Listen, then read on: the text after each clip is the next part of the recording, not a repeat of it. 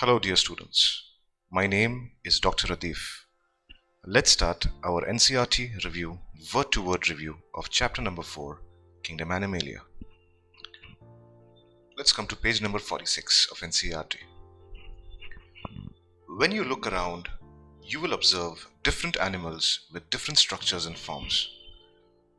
As over 1 million species of animals have been described till now, the need for classification becomes all the more important. The classification also helps in assigning a systematic position to newly described species. In 4.1, it is given about the basis of classification. In basis of classification, childrens, you should understand that the whole chapter, all the phylums are based on 8 bases of classification, out of which the first one is number of cells, second is level of organization, third is germinal layers, fourth is body symmetry, fifth is body type, sixth is coelom, seventh is segmentation, and eighth is notochord. So you guys have to write all these 8 points after every phylum. So with this, your 40% of your NCERT Kingdom Animalia chapter will be finished. Let's start with the 4.1 Basis of Classification, NCERT, page number 46. In spite of differences in the structure and form of different animals, there are fundamental features common to various individuals in relation to the arrangement of cells, body symmetry, nature of coelom, patterns of digestive, circulatory, or reproductive systems. These features are used as the basis of animal classification, and some of them are discussed here in this chapter. So in this, the first point is number of cells. Obviously, the whole animals in the world are multicellular, right? So number of cells, if we take the first point, all the animals are multicellular. Second point is based on level of organization. There are 5 levels of organization. First is protoplasmic level of organization. In that, the organism is made up of protoplasm droplets. An example for this are protozoans. Whereas second is cellular level of organization, and the example for this is porifera. Third is tissue level of organization. The example for this is coelenterata and ctenophora. Whereas organ level of organization, the example is platyhelminthes. And last is organ system level of organization, in which you will see organisms from Asclepias to Chordata. So guys, if you want to remember all the phylums, there are in total 11 phylums, major phylums present. And to remember that, there is a very good mnemonics which is Priyanka Chopra pronounces name with the double A, HDFC. So Priyanka for porifera, Chopra for coelenterata, pronounces for platyhelminthes, N for nematoda, A for annelida, A for arthropoda, M for mollusca, E for echinodermata. And HDFC, the first letter H is for hemichordata and C for chordata. I generally call this as chordata. Okay, so let's start with the 4.1.1 level of organization from NCERT, page number 46. To all members of Animalia are multicellular. All of them do not exhibit the same pattern of organization of cells. For example, in sponges, the cells are arranged as loose cell aggregates, that is, they exhibit cellular level of organization. Some division of labor or activities occurs most among the cells. In coelentrates, the arrangement of cells is more complex. Here the cells performing the same functions are arranged into tissues. See, tissues are generally of 4 types. First is nervous tissue, second is muscular tissue, third is epithelial tissue, and fourth is connective tissue. So hence it is called tissue level of organization. Why? Because the organism is made up of 2 or more tissues out of these 4 tissues. A still higher level of organization, that is organ level, is exhibited by the members of platyhelminthes and other higher phylums where tissues are grouped together to form organs. So 2 or more tissues forms an organ, and that is called organ system, organ level of organization. So example for such kind of animals is platyhelminthes.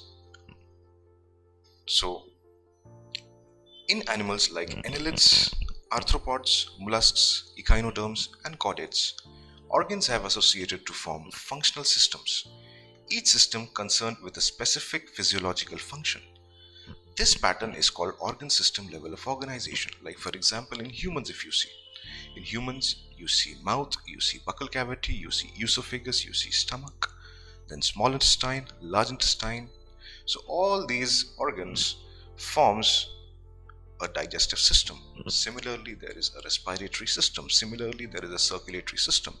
So all those animals which have these kind of systems come under organ system level of organization. That's why the example is from Aschelminthes phylum to chordates, all the organisms involved in this.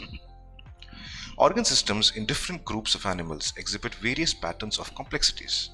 For example, the digestive system in Platyhelminthes has only a single opening to the outside of the body that serve as both a mouth and anus.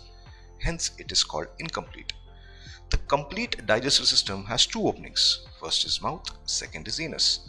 Similarly, if you see about the circulatory system, it is also of two types. One is open type, second is closed type.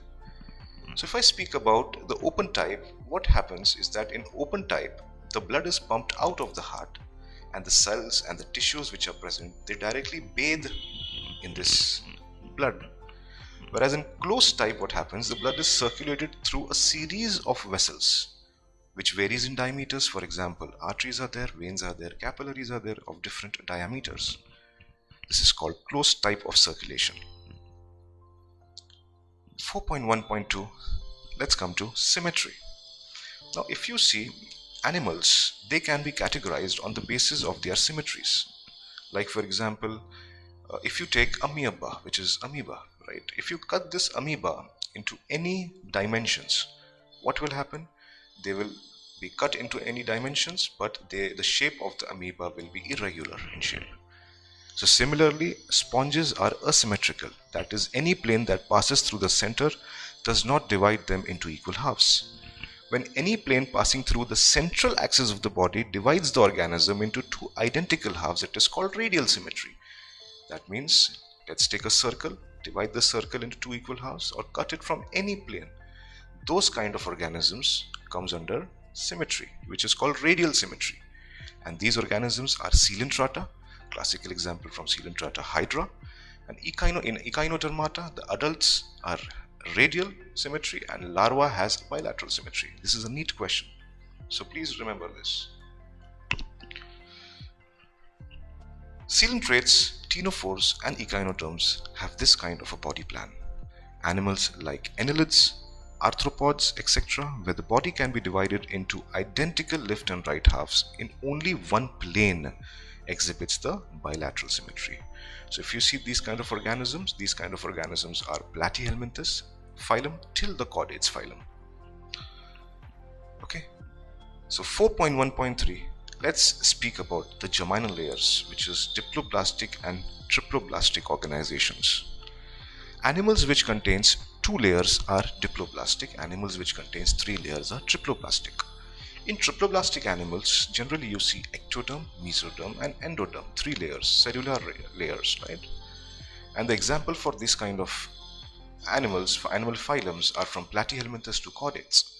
Whereas if you see diploblastic, they have two layers, ectoderm and endoderm, but there is one more layer in between, and that layer is a cellular layer which is made up of mesoglia. An example for this is Coelenterata phylum. So animals in which the cells are arranged in two embryonic layers, an external ectoderm and an internal endoderm, they are called diploblastic animals. Example, coelentrates. An undifferentiated layer, which is mesoglia, is present in between the ectoderm and the endoderm. Those animals in which the developing embryo has a third germinal layer, mesoderm, in between the ectoderm and endoderm, they are triploblastic animals. Like for example, I have said before, it is Platyhelminthes to chordates. Now let's come to the body types. There are three body types which you can see. First is asymmetrical body type, second is blind sac, third is tube within the tube. Obviously asymmetrical, you know that Porifera comes under asymmetrical body type, but there are two more body types which you should know, which is a blind sac body type and a tube within the tube body type. In blind sac body type, what happens is that organism's mouth is also acting as an anus. That means there is one opening, it is blind like a sac from beneath, and what happens that the organisms eats from the same place and excretes from the same place. So example for these kind of organisms are coelentrates and platyhelminthes. Whereas tube within the tube, these type of organisms has a tube inside a tube, like we humans. See, in we humans we have a body wall, a body, and inside it we have the whole alimentary canal. That is also a tube. So that is an example of tube within the tube. So which organisms exhibit this tube in the tube? It is Aschelminthes to chordates phylum. Okay. Next we'll come to 4.1.4, page number 48, NCERT, about coelom. Presence or absence of a cavity between the body wall and the gut wall is very important in classification. The body cavity, which is lined by mesoderm, is called coelom. Animals possessing coelom are called coelomates. Example: annelids, mollusca, arthropods, echinoderms, hemichordates and chordates. In some animals, the body cavity is not lined by mesoderm. Instead, the mesoderm is present as a scattered pouches in between the ectoderm and the endoderm. Such a body cavity is called pseudocoelom, and the animals possessing them are called pseudocoelomates. So which animals possess this pseudocoelom? Those animals are Aschelminthes. The animals in which the body cavity is absent, they are called acoelomates. For example, platyhelminthes, coelentrata, they are acoelomate animals, right? Even porifera.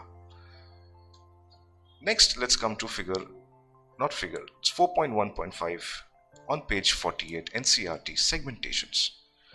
In some animals, the body is externally and internally divided into segments with a serial repetition of at least some organs. For example, in earthworms, the body shows this pattern called metameric segmentations, and the phenomenon is called as metamerism. Now, in segmentation, you know what is true segmentation.